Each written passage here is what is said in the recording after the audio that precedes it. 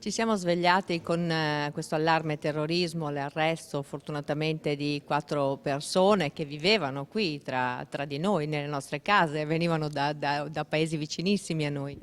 Allora, intanto un grazie di cuore a Polizia e Carabinieri che hanno sventato questo dramma.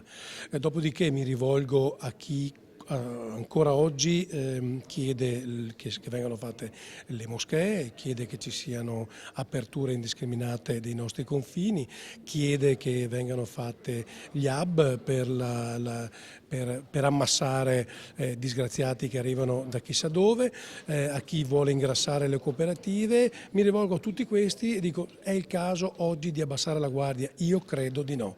La salvaguardia dei nostri territori e del nostro popolo credo sia assolutamente la priorità oggi. Però è sempre sorprendente il fatto che noi ci aspettiamo tanto appunto dal profugo, dall'immigrato che arriva regolarmente, invece in realtà queste sono persone che poi lavorano e sono abbastanza integrate, e si nascondono anche così.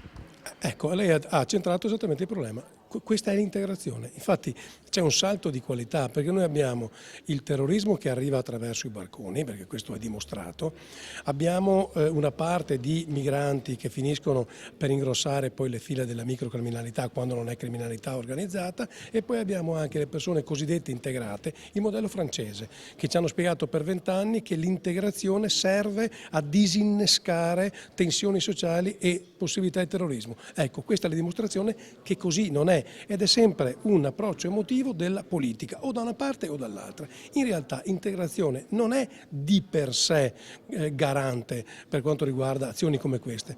Anche qui bisogna essere vigili. Dopodiché, se c'è rispetto della norma, rispetto della nostra cultura e della nostra storia, io credo che ci possa essere anche integrazione, ma non prescindendo da questi elementi.